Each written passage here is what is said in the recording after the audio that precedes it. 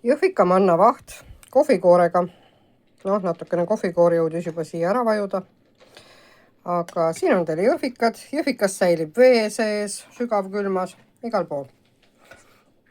Ja tegingi eelmises videos selle mannavahu, kuidas ma panen vee keema, marjad sisse, purustan saumikseriga ära, siis panen sinna magusainet ja siis läheb manna.